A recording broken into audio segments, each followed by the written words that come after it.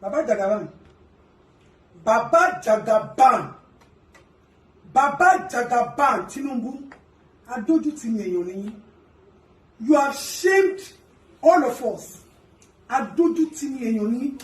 Abeg, anybody wey talk of respect for this video, if I give you 1,000, wo, some of una go na mouth no good. Ṣé ti rí boot tí mo kó baba yìí sí. Baba Jagaban. Peperi pepe. Dekule Tinúbú. No go dey do pass yourself. Pam.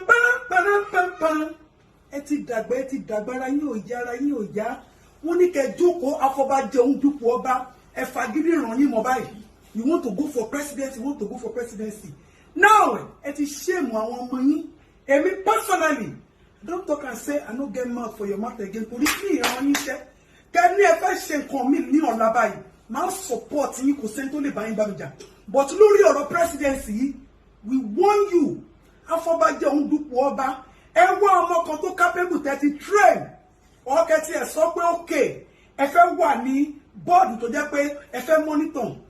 Don't forget, you have sold your rights. Your birthright to become president years ago. Ẹ ti gbé fún ọmọ Niger wèrè gbígbẹ́ mọ́yàn tẹ́ lọ gbé wá ẹja ṣáwà Buhari yẹn. Tẹ́ lọ gbé wá gbígbẹ́ mọ́yàn yẹn. You have given him it.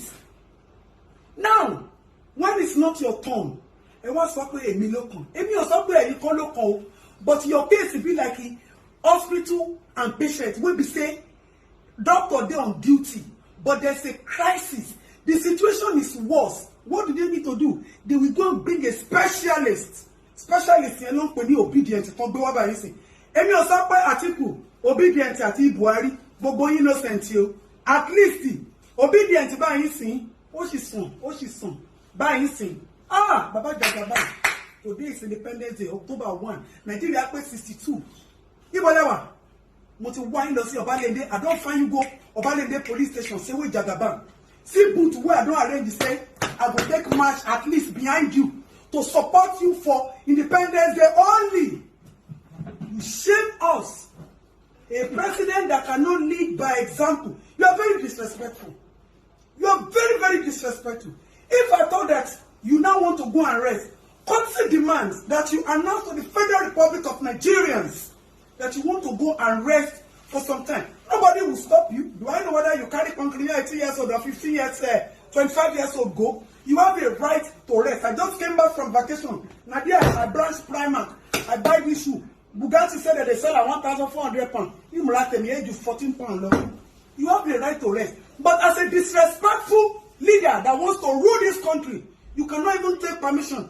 The day that we are celebrating Independence Day, you are not celebrating abroad. Leadership by example. So that means you will never promote people or build our resource in Nigeria.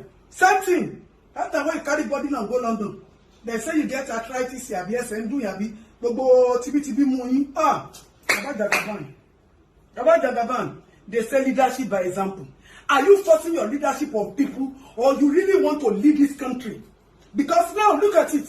Come, I have a recipe for all those citizens that came out today, October 1. I see una korokoro. I don't want any one of you to feel stressed. Yeah? They get different skin therapy spa. They Jagaban. You don't go there, go stretch your leg, when they massage all the stress when they take go visit all the ex-head of state. You don't go there, make them come on that one. You go abroad. President, we won't rule. You go abroad. President, one, they go do here, they go do blood transfusion. Now you say don't begin they go. How long want to develop hospital? All the money where you get, you don't. LDC, where my father? Jide, where our papa? All of una MC, Papa call me. Where una keep Jagaban? Because this morning I don't watch my motor say they said Jagaban go alive today. Jagaban is not alive for. How did Jagaban and 9 years? We not see Tinúbú. Hey. Una see him, you cannot continue to overrule us. Do people think that we are fools? You see the way people are coming out en masse now. All the people will come out, make una go carry turmeric. Mama give me fresh, make I show them waiting fresh turmeric. And he say, Ọlọ́run ò ní fún yín ṣe. Una don't destroy this country where we say, even the dead bodies of our four leaders and the dead bodies of the great citizens of this country that died in suffering, anguish, pain, insecurity, kidnap, and all those things, molestation, They are beginning to rise to disturb people. Nigeria will be great again. Mama, give me fresh turmeric. All those of you that went for work today, Independence Day. All those of you that went for Obirari. Baba, I give you 1 week. I give Jagaban just 1 week. You know, sir, that because of you, they don't abuse me for this social medium. My mother, I'm decide to switch. I'm a citizen of Nigeria. So I can decide to vote for anybody that I think is going to remove us from this nosedive.